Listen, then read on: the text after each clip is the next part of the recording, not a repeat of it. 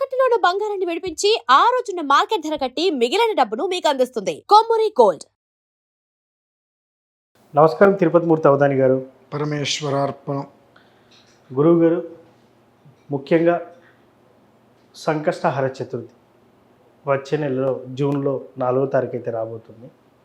సంకటహర చతుర్థి వ్రతం చేయడం వల్ల ముఖ్యంగా కలిగే ఫలితాలు ఏంటంటారు? తప్పకుండా. సంకష్టహర చతుర్థి, సంక్లిష్టహర చతుర్థి. ఎస్. గణపతికి ఆరాధన చేయటమే కష్టాలు హరించేస్తూ ఉంటుంది. ఎప్పుడైనా సరే, ఎక్కడైనా సరే, ఏదైనా కష్టము అనిపించినప్పుడు ముందు కష్టం అంటే ఏదైనా విఘ్నం వస్తేనే కదా. విఘ్నానికి అధిపతి విఘ్నేశ్వరుడు. గణపతి దొరకు జయం జయం అంటూ ఆయన అర్చన కనుక చేసుకోగలిగితే కొంచెం ముందు విఘ్నాల నుంచి మనం బయటపడతాం. ఈ రకమైన విఘ్నం అనేటువంటి దానికి మనం బయటపడతాం. అందులోనూ ఈ సంకష్టహర చతుర్థి అనేటువంటిది ఏదైతే ఉందో అది కొంతమంది సంవత్సర కాలం దీక్ష చేస్తారు. 12 నెలల పాటు ఖచ్చితంగా చేసి తీసుకోవాలి అని చెప్పి అనేక మంది అనేక విధానాలతో చేస్తూ ఉంటారు. ఆ రోజు కొంతమంది హరిద్ర గణపతిని పెడతారు. ఓకే. కొంతమంది గణపతి బొమ్మను పెడుతూ ఉంటారు. హరిద్ర గణపతికి అర్చన చేసి మళ్ళీ ఒక బొమ్మ పెట్టి అర్చన చేస్తూ సంకష్టహర చవితి అర్చన రకరకాలుగా చేస్తూ ఉంటారు.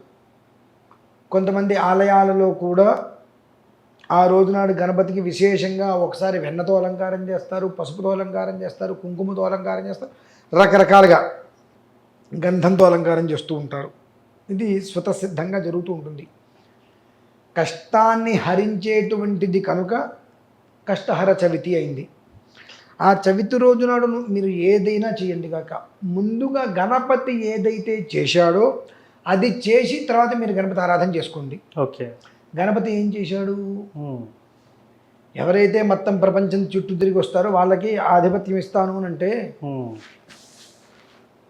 ఆయన ఏమో నెమలేసుకొని వెళ్ళిపోయాడు. ఈయనేమంటాడు? నా వాహనం ఎలుక, నన్ను అవమానించడానికో నన్ను పందెం గెలవనీయకుండా ఉండడానికి ఇటువంటిది పెట్టారు మీరు అన్నప్పుడు సాక్షాత్తు ఆ పార్వతీ పరమేశ్వరులు ఏం చెప్తున్నారు? మాతా చతే పితా చతేగ్రం వృక్షస్య రోహత. తల్లికి తండ్రికి మించినటువంటి వృక్షం మరొకట్లేదు, వాళ్ళకు మించిన దైవం మరొకట్లేదు కనుక మా చుట్టూతో తిరిగిమని చెప్పి చెప్తారు. ఓకే.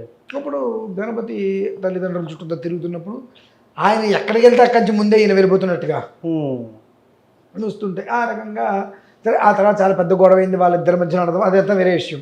ఇలా ప్రధానంగా మనకు ఏదైనా కష్టం నుంచి హరించి బయటికి రావాలంటే గణపతి యొక్క ఆరాధన మనం చేసుకుంటే బయటికి వస్తాము అని తెలిసినప్పుడు ముందుగా తల్లికి తండ్రికి పాద నమస్కారం చేసి పాద ప్రక్షాళన చేసుకొని పాద పూజ చేసి వారి దగ్గర ఆశీర్వచనం తీసుకొని, తల్లిదండ్రులు లేరు, అన్నయ్య వదిన ఇక లేరు అనుకుందాం, వాళ్ళు కూడా అత్తగారు మామగారు ఇలా ఎవరో ఒకరు ఉంటారు, వీళ్ళకన్నా పెద్ద వీళ్ళ శ్రేయస్ కోరే ఉంటారు.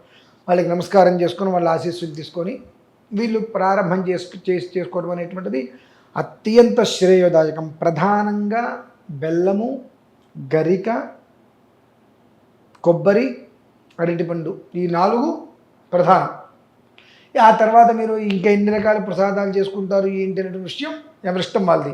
ఆ రకంగా చేసుకొని గరికతో 21 ఇంత గరిక ఒక ఇది కట్టేసేసి దండలాగా 21 గరిక చిన్న చిన్న కట్ట లాంటివి కట్టేసేసి గణపతి ఫోటో కనుక ఉన్నట్టు ఆ ఫోటోగా దండ వేసేసుకొని చక్కగా ఆ గణపతికి ఆరాధన చేసుకొని, కోరిక ఇదేని చెప్పక్కర్లా, గణపతికి ఆరాధన చేసుకొని ఏ ప్రకారముగా అయితే అందులో సంకల్ప విధానాన్ని అనుసరించి చెప్పబడి ఉన్నదో ఆ విధానాన్ని అనుసరించి కనుక ఆ రకంగా మీరు చేసుకోగలిగితే సంవత్సరాంతము చేసుకుంటాము, ప్రతి చవితికి సంవత్సరం కాలం చేసుకుంటాము అంటే విశేషం కాదండి. ఏదైనా ఒక్కసారైనా మేము చేసుకుంటాము, కాస్త మనోధైర్యం, కాస్త మా ధైర్యం వచ్చింది అనేటువంటి సంకల్పం ఇది మాకు కావాలి, దానికి ఆ ధైర్యం కోసం చేసుకుంటాము, కష్టం నుంచి మేము గట్టెక్కగలము అనేటువంటి ఒక ఇది మాకు కావాలి, ఆ మానసిక ఆనందం కోసం మేము చేసుకుంటాము. ఈ విధానాన్ని అనుసరించి కనుక చేసుకోగలిగితే అవశ్యం పూజ పూర్తయిన పిదపనే ఆ అనుగ్రహం ఏ రూపంలో వస్తుందనేటువంటి విషయం మనం చెప్పడం కష్టం కానివ్వండి, ఏదో ఒక రూపంలో ఏదో ఒక విధానంలో ఆ ఒక్క పూజా సాద్గుణ్యార్థ ఫలితం ఖచ్చితంగా వాళ్ళకు వచ్చి తీరుతుందండి. ఓకే, సందేహం లేదు, దాని గురించి ఆలోచించవలసిన అవసరం అంతకన్నా లేదు. ఓకే, చేసేటువంటి దాంట్లో లోపం ఉన్నప్పుడు వచ్చేటువంటిది అసలు రాదు. ఓకే, కానీ మనం చేసేటువంటి దాంట్లో చేసేటువంటి లోపాలని గ్రహించకుండా నేను చేశాను నాకు రాలేదు అనుకుంటాం. చేసే విధానం ఒకటి ఉంది. నువ్వు ఏది పెట్టుకున్న హరిద్ర గణపతి చాలా ఇంపార్టెంట్ ఓకే అనేటువంటి విషయాన్ని గుర్తుపెట్టుకొని హరిద్ర గణపతికి అర్చన చేసుకున్న పేద నువ్వు ఏదైనా చేసుకో, ఓకే, దాని యొక్క ఫలితం తీసుకోగలుగుతాం. అలా కాదు నేను ఏదో వాళ్ళు ఏదో చేశారు వీళ్ళు ఏదో చేశారంటే చేయొద్దు. ఓకే, ఏమి చేయొద్దు. హరిద్ర గణపతి వద్దు, ఏమీ వద్దు. ఆయనకు ఒక నమస్కారం తల్లిదండ్రులు ఫోటోల దగ్గరికి వెళ్ళి వాళ్ళు ఉంటే కనుక వాళ్ళకి నమస్కారం, వాళ్ళు లేరు ఆ ఫోటోకి నమస్కారం చేసుకొని నన్ను ముందుకు నడిపించయ్యా, నేను చేద్దాం అనుకుంటున్నా, నేను చేద్దాం అనుకునే విధానం కాదంటున్నారు. ఇప్పుడు ఏదో ఒకటి చేస్తే అది ఏమవుతుందో తెలియదు కాబట్టి నేను నమస్కారం చేస్తున్నా. ఇవాళ కాబట్టి రేపటికైనా చక్కటి విధానం నా చేత చేయించుకునే ప్రయత్నం ఆ సంకల్పం నాకు ఇవ్వమని చెప్పి నమస్కారం చేసుకున్న ఫలితం వస్తుంది. కానీ చేయవలసింది పక్కన పెట్టి ఎవరో ఏదో చెప్పారు, ఉమ్మెత్తబూ తీసుకొచ్చి పెట్టమన్నాడు, మారేడు కాయ తీసుకొచ్చి గణపతిని నెత్తి మీద పెట్టమన్నాడు, దానిమ్మ గింజల్ని ఒలిచి నెత్తి మీద పోయి, ఇది రకరకాలు ఇవన్నీ చెప్పారని చెప్పి చేయటం వల్ల ఉపయోగం లేదు. ఏది ఇంపార్టెంట్ మీకు ఆ వ్యక్తికి తలనొప్పి వచ్చింది ఏ టాబ్లెట్ వేసుకుంటాడు? తలనొప్పి టాబ్లెట్ వేసుకుంటాడు. అదేంటి ఇక్కడి నుంచి ఇది మొత్తం తలే కదండి, ఇక తల అంటారు. ఆ ఈ కింద నుంచి వచ్చే దాని మీదే కదా కళ్ళు ఉన్నాయి చెవులు ఉన్నాయి. కంటి టాబ్లెట్ వేసుకుంటాడు తగ్గుతుందా? తగ్గదు కదా. నోరు ముక్కు పక్క పక్కనే ఉన్నాయి, నోట్లో పళ్ళకి వేరు నాలుగుకి వేరు ఉంటుంది, దంతాలకి వేరు ఉంటుంది. దేని మెడిసిన్ దానికి వేసుకుంటేనే అది పని చేస్తుంది. కానీ ఏది పడితే అది వేసుకుంటానంటే ఆ రియాక్షన్ ఇవ్వటం మొదలు పెడితే మందు ఇంతే ఇస్తుంది, మంత్రం ఇంత ఇస్తుంది రియాక్షన్. కాబట్టి అనవసరమైన విషయాల జోలికి వెళ్లకుండా ఎంతవరకు ధర్మయుక్తంగా మనం చేయగలుగుతాం అంతవరకు చేయటం, లేదా ఎవరైనా చేస్తుంటే వెళ్ళి నమస్కారం చేసుకోవడం, లేదు ఇంట్లోనే నమస్కారం చేసుకోవడం, తల్లిదండ్రులకి నమస్కారం చేసుకొని వాళ్ళని సేవ చేసుకోవడం శ్రేయదాయకం.